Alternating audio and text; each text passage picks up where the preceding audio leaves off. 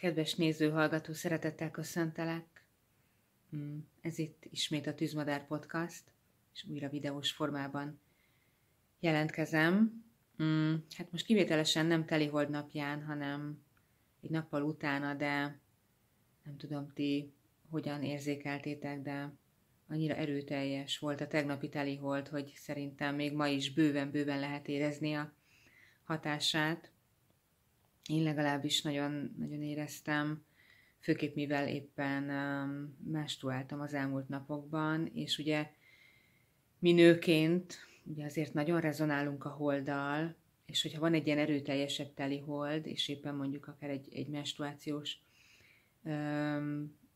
napokat élünk, úgy alakul a ciklusunk, akkor a menstruáció maga is ugye erőteljesebben zajlik. Úgyhogy nekem ott jelent meg nagyon, illetve egy nagyon érdekes egy ilyen enerváltságban és fáradtságban, amihez hozzájárultak az elmúlt napok aktivitásai is, de egy ilyen furcsa kettősség is, hogy most valahogy nem a feltöltő és energetizáló oldalát érzékeltem én a holdnak, hanem valami szinte megfoghatatlan nyomást, talán így tudnám a legjobban kifejezni, és tegnap gyakorlatilag alkalmatlan is lettem volna értelmes beszédre és videókészítésre. Viszont ma reggel mégiscsak fejbe kólintott egy téma, ami talán lehet egy ilyen következő gondolatébresztő itt a podcastban, és hát nem véletlen, vagy nem meglepő, hogy ez is a tűzhöz kapcsolódik, mégpedig az emésztésnek a tüzéhez. És azért, valószínűleg azért jöhetett így ez a gondolat, hogy erről beszélni egy picit itt ennek a podcastnak a keretében, mert nagyon jelen van az életemben az emésztés tüze, kevésbé saját fizikai testemmel kapcsolatosan, inkább a környezetemben lévő ismerősök, személyek, barátok kapcsán látom azt, hogy rengetegen vannak benne most emésztéssel kapcsolatos kihívásokban. Direkt nem használom a küzdelem szót, mert ugye bármi folyamat zajlik bennünk, azzal nem érdemes küzdeni, hanem inkább ugye érdemes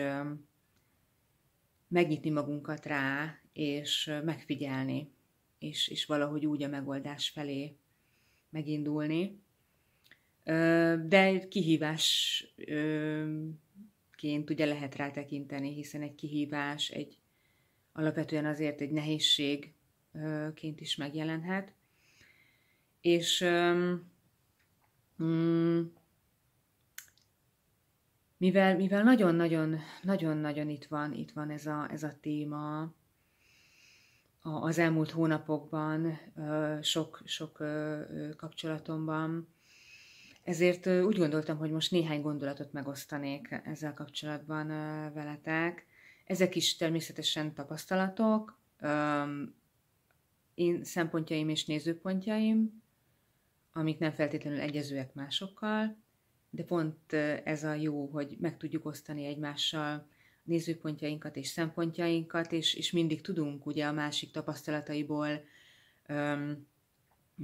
tanulni, fejlődni, és hogy fontos, hogy tudjunk ezekről beszélni, beszélgetni, és megnyitni a saját elménket és szívünket más embertársainknak a megéléseire. És ugyan most ez nem úgy saját tapasztalat, hogy az én fizikai testem, bár igazából én azt gondolom, hogy talán nincs most olyan ember itt a bolygón, akinek ne lenne, hát hogy mondjam, ne lenne közvetlen tapasztalata az emésztésével, már mint úgy, hogy az nem feltétlenül teljesen egészséges. Hiszen ha csak belegondolunk abba, hogy bármennyire is igyekszik az ember mondjuk egészségesen táplálkozni, akár egy sima nyers zöldség is sajnos érintkezik a vízzel, levegővel, amikben már vannak olyan összetevők, amik nem feltétlenül hasznosak a mi szervezetünk számára, az emésztésünk, a gyomrunk és a beleink számára. Így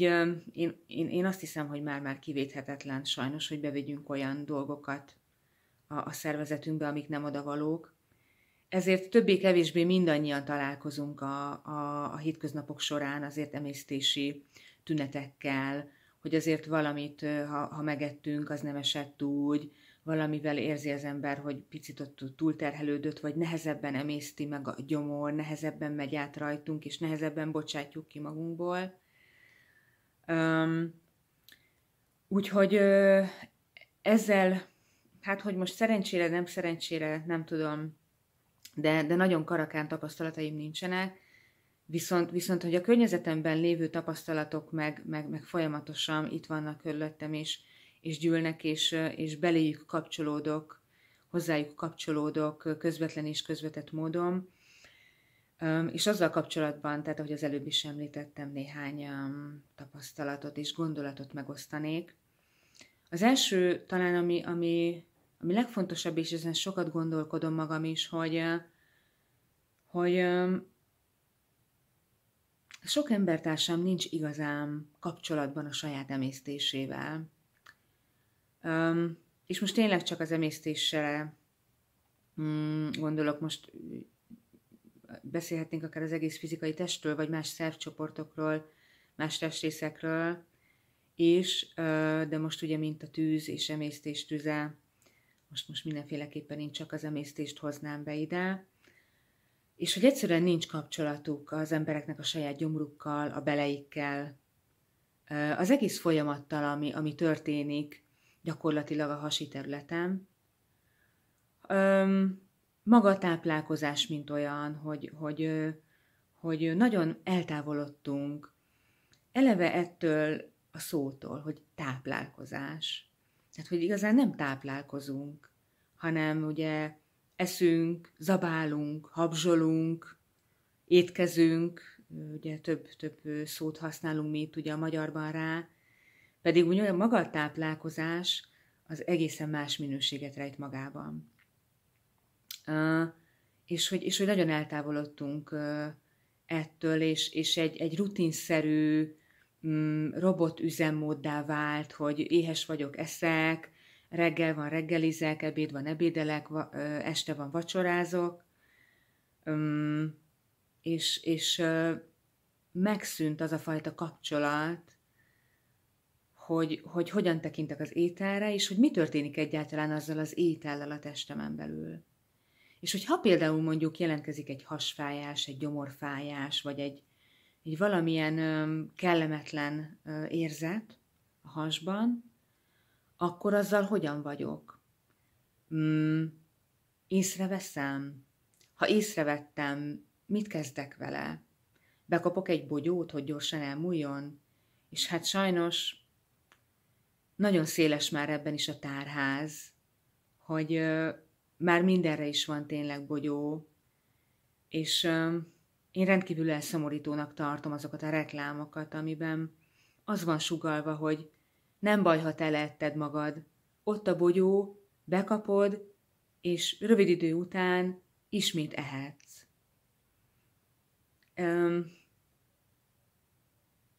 Hát erre most nem is tudom. A YouTube videó szabályainak megfelelő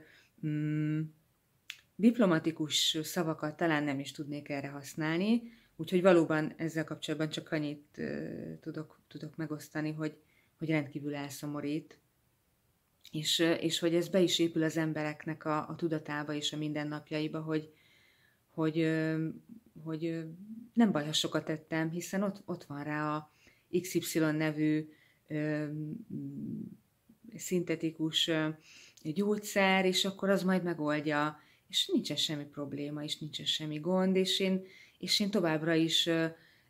élvezhetem ezeket a fantasztikus ízeket, és annyit ehetek, amennyit csak akarok,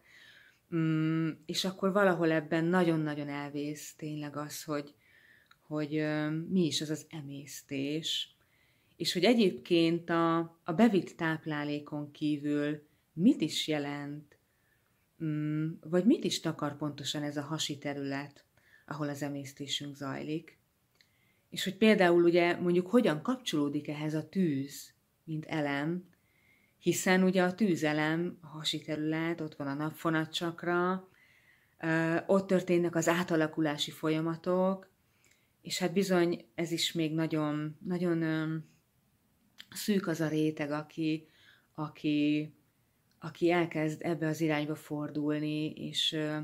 ezeket a tudásokat és bölcsességeket magáévá tenni, és e szerint tekinteni például a táplálkozásra, a táplálásra, és ennek az egész emésztési folyamatnak, az emésztés tüzének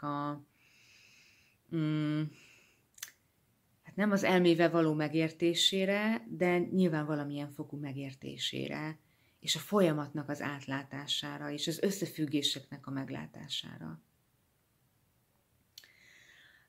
És itt lehet ugye a kulcs, hogy mivel eltűnt ez a kapcsolat, eltűnt ez a megértés, ez a rálátás,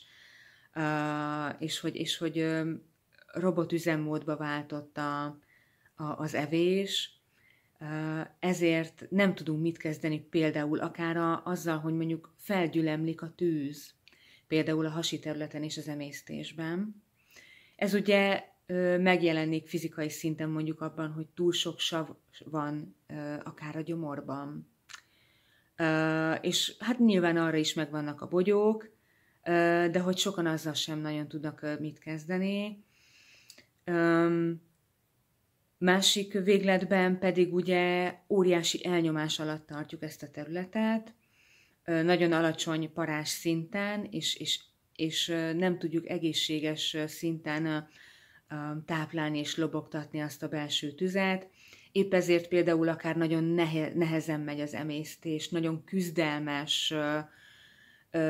és akkor állandó nehézségérzet van, puffadás, nem akarnak kiürülni belőlünk a dolgok, tartogatjuk, székrekedés, nem engedjük el, és sajnos ebből fakadóan pedig,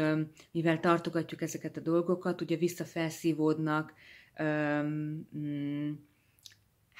méreganyagok, nem odavaló anyagok, és ezek gerjesztik a folyamatot, és ez gyakorlatilag tényleg egy vége láthatatlan kör, és csak egy rálátással és felismeréssel lehet ebből kilépni. Ami tény, hogy nem könnyű, tekintve a mai életmódot, tényleg azt, hogy az emberek nem szánnak időt a táplálkozásra, nem figyelnek oda arra, hogy mi az, amit esznek, mi az, amit a fizikai testükbe bevisznek, és szinte egyáltalán nem figyelnek arra, hogy amit bevisznek, ahhoz igazából mit szól a fizikai test? Mit szól hozzá a gyomrom? Mit szólnak hozzá a beleim, akik igazából folyamatosan üzeneteket és jeleket küldenek számunkra, csak ugye hajlamosak vagyunk azokat elnyomni, és nem foglalkozni velük. És az emésztés tüze, mint ugye a tűzelem, hogy hogyan van ez jelen a napunk során, a mindennapjainkban, és ezt hogyan tápláljuk, hogyan figyelünk oda rá, hogy hogyan jelez nekünk. Ezek nagyon-nagyon fontosak lennének, szerintem, hogy ezt mindenki megtanulja valamilyen szinten. És az én tapasztalat megosztásaim is valahogy erre hivatottak, hogy tényleg kicsit gondolatébresztőek legyenek, picit talán nyújtsanak valami támpontot, valami támaszt, esetleg egy ilyen kis löketet adjanak arra, hogy igen, érdemes ezekkel foglalkozni, érdemes ezeken az ösvényeken kutatni, megindulni, nézegetni, vizsgálódni, és főképp az, hogy figyelni a fizikai testünkre és a benne zajló folyamatokra. És említettem ugye az előbb, hogy a közvetlen környezetemben számos ismerősöm, barátom rokonomnak jelen van az életében kihívásként, nehézségként ez az emésztéssel való nem kapcsolódás, illetve az emésztési tüneteknek a kezelése, amik olykor tényleg nagyon frusztrálóak lehetnek, és még plusz feszültséget keltenek, tehát plusz tüzet szítanak, mert mondjuk sokan kutakodnak, keresnek, és nem találják egyszerűen a megoldást, hogy miért van. És nem mennek ugye le a gyökérokra, nem mennek le a mélységekbe, sokan akár megállnak ugye magánál ugye a bevitt tápláléknál, hogy megettem valamit, és akkor attól történt valami, vagy arra valamilyen reakció történt a szervezetemben. Márpedig ugye annál mélyebben is bizony vannak gyökérokok is, vannak okokozati rámutatások, de azok már valóban olyan mélységek, ami hát bizony kevés ember foglalkozik ezekkel a mélységekkel. De már az is nagyon jó szerintem, hogyha valaki odáig eljut, hogy elkezd magával tényleg a táplálékkal foglalkozni, és odafigyelni rá, hogy mit eszik, és meg tudja figyelni, hogy valóban a fizikai teste arra hogyan reagál, és óriási lépés, hogyha az ember például mondjuk egy mintázatból ki tud lépni, hogy mondjuk 40 évig adott módon táplálkozott, hozzászokott azokhoz az ételekhez, azoknak az ételeknek az adott elkészítési módjához, és nálunk ugye talán egy picit még jobban, merevebben berögződtek ugye ezek a magyar étkezési szokások, a magyar konyhának az ételei, amikhez nagyon mereven tudunk ragaszkodni, és ugye van egyfajta érzelmi ragaszkodás, hogy például mondjuk az a fajta étel mondjuk milyen emléket ébreszt bennem, hogy mondjuk például a nagymamám vagy az anyukám főzte, milyen alkalmakkor készítette, és akkor ahhoz bennem milyen érzetek ébrednek fel, és milyen emlékek kötődnek hozzá. És ugye van a nagyon erős ugye ízhez való kötődés, hogy ugye vágyjuk mindig ugyanazokat az ízeket vágyjuk,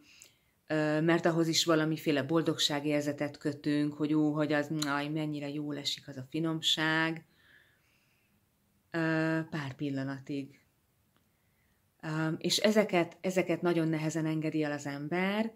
és bizony-bizony nagyon sokszor még akkor is nehezen engedi el, amikor mondjuk már fizikai tünetet okoz például az adott étel vagy összetevő, akár gyomorfájás, tényleg akár mondjuk komolyabb hasi panaszokat, de még mindig ott van, hogy akkor is annyira szeretem azt a valamit, hogy egyszerűen muszáj ennem belőle. Már az is egy nagyon, nagyon jó lépés tud lenni, amikor mondjuk egy adott ételt megpróbáljuk mondjuk egy picit reformálni, és másképp elkészíteni. És nem kell feltétlenül mondjuk arról az adott ételről lemondanom, és megszakítanom vele a kapcsolatot, és elképesztő szenvedésként megélni azt, hogy úristen, soha többé nem ehetem azt, hanem megnézni az alternatívákat, hogy hogyan tudom ezt másképp elkészíteni. Az ízeket azért alapvetően majdhogy nem mindig azért ugyanúgy létre tudjuk hozni. Kreativitás kérdése ez is, meg egy kicsi kutakodás, és tény, egy pici erőfeszítés, türelem, hogyha mondjuk azért valamit kísérletezni kell, mert azért nem fog elsőre úgy sikerülni, mert egyes összetevők azért nyilván másképp viselkednek, de aztán ha arra gondolok, hogy megéri, mert mondjuk nem fáj tőle a pocakom, jól esik a gyomromnak, jól esik az emésztésemnek, az egész bélrendszeremnek, akkor azért megnézhetjük ugye a mérleg nyelvét, hogy azért merre billen el. Tehát ezek is nagyon klasszak, amikor csak azt megnézem, hogy hogyan tudom másképp elkészíteni. De nyilván vannak ugyan olyan élelmek is, élelmiszerek, olyan táplálékok is, amik egyszerűen fel kell ismernünk, hogy egyáltalán nem tesz jót a szervezetünknek. Nagyon sok táplálékra például, nem, rosszul mondom, bocsánat, mert tehát nagyon sok élelmiszerre, vagy ételre, vagy alapanyagra alapvetően nincs is szüksége a szervezetnek. Csak ez is egy ragaszkodás, ez is egy minta, hogy már pedig nekem arra szükségem van. Lehet, hogy csupán abból a meggyőződésből, mert hogy mindig is így volt, és ezt mindig is így gondoltam, vagy ez van a köztudatban, és ugye a köztudat az nagyon nagy úr. És igazából úgy elhittem, hogy már pedig ez úgy van. És nem is megyek utána, hanem azt mondta az anyám, meg a nagyanyám, és akkor az biztos nekem is úgy kell gondolni, és úgy kell azt elkészíteni, és úgy kell azt megenni. Felismerni azt, hogy egyrészt például mondjuk azért már más ugye a mi fizikai szervezetünk, mint mondjuk, akárha csak abba belegondolok, hogy a saját fizikai szervezetem más, mint 10 évvel ezelőtt, más, mint 20 évvel ezelőtt,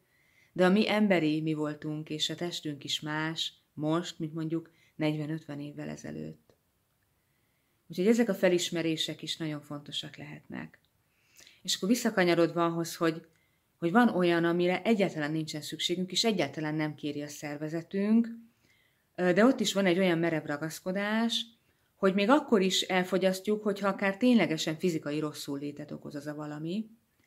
és nem számít, mert legközelebb ugyanúgy el fogjuk fogyasztani, és ugyanúgy elviseljük majd a fizikai rosszullétet, vagy ugye mivel ott van a csoda bogyó, ezért jól teleszem magam vele, mert annyira szeretem az ízét, és annyira csodálatos, majd gyorsan beveszem rá a bogyót, hogy hát szegény gyomrom, hát na, azért mégis egy kicsit segítsek rajta, és aztán meg fáradt vagyok, enervált vagyok, elveszi az emésztés, rengeteg energiát bizony el tud vonni más folyamatainktól, fizikai testi folyamatoktól, és valahogy ezeket sem vagyunk hajlandóak meglátni, és tisztán rálátni ezekre, hogy hogyan is függenek össze például ezek az energiamegoszlások a testünkben. És az emésztés tüzéhez kapcsolódik még a táplálkozáson kívül számos olyan érzet, amiről nagyon sokan nem hajlandóak tudomást venni, vagy ugye nem is tudnak róla, hiszen sokszor bizony a tudatlanság az tud lenni egy áldás. Mert ha nem tudom, akkor fel is vagyok mentve gyakorlatilag, hiszen én arról nem tudtam. Oké. Viszont ha valamit már hallottam róla, vagy valamit már tudok róla, és mégsem foglalkozok vele, hát akkor ott már inkább nem akartam felelősséget vállalni érte. És az emésztésünkhöz, az emésztés tüzéhez, a hasi területhez kapcsolódik például a dű, a méreg, az önbecsülés, az önbizalom, hogy csak tényleg néhány alapvető fogalmat említsek, ami hát azért azt gondolom erőteljesen jelen van mindannyiunk életében. Elképesztően nehéz az, hogy valamilyen fokon ne jelenjen meg akár egyfajta dű az emberben. Nagyon sokunknál bizony kérdőjeles az önbecsülés, hogy hogyan becsülöm meg saját magamat, hogyan vállalom fel saját magamat a világban, hogyan képviselem magamat, hogyan állok ki magamért, és hát az önbizalom, hát azt hiszem, hogy abban is jó sokan küzdünk kihívásokkal. Vagy hát pontosabban ugye nem küzdünk, de jelen van kihívásként az életünkben. És ezek annyira erősen összekapcsolódnak, és valahol bonyolultnak tűnő folyamatok, és egy másik nézőpontból meg elképesztően egyszerűek. Mert ha csak arra odafigyelek, hogy hogyan táplálkozom, hogy mit eszek, hogy milyen minőségben élem meg az adott napomat, milyen minőségben élem meg a saját emésztésemet, a saját táplálásomat, akkor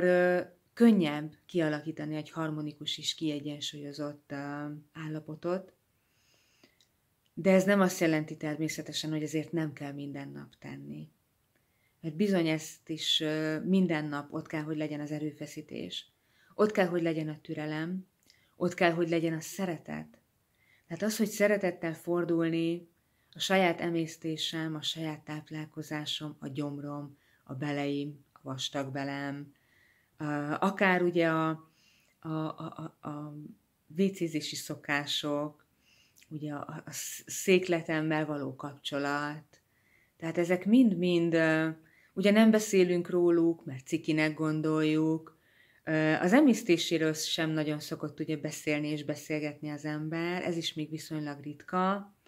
de talán már azért egyre inkább benne van a köztudatban. De persze nem mindegy, hogy milyen szinten és milyen minőségben van, és hogy melyik szinteken kezdünk el ebben nézelődni és kutakodni.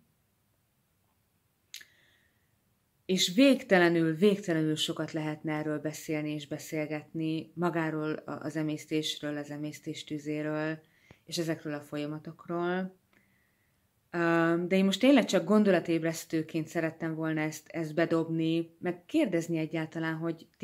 te hogy vagy a saját emésztéseddel, hogyan kapcsolódsz hozzá,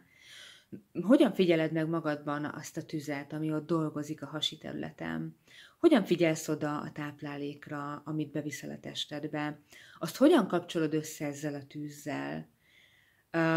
amikor például főzöl, ugye a tűzzel, a meleggel főzünk, ott hogyan figyelsz rá erre a tűzminőségre, hogyan főzöl, miként alakítod át az ételt már a főzési folyamattal, és miként alakítod át az ételt a saját tüzeddel, a saját belső főzési és átalakítási folyamatoddal. Ha van kihívásod ezen a területen, akkor hogyan kezdtél el kutakodni, milyen tapasztalataid vannak ezzel kapcsolatban? És tudjátok, hogy mindig nagyon hálás vagyok a tapasztalatmegosztásokért, hogyha valaki elmeséli, elmondja, és tudunk erről is beszélgetni, mert nagyon-nagyon fontos most az emésztéssel való kapcsolódás, nagyon-nagyon fontos, hogy most hogyan figyelünk oda a táplálkozásunkra, mert igen nagy jelentősége lehet a jövőre nézve, hogy vagyunk most ezzel, és nagyon-nagyon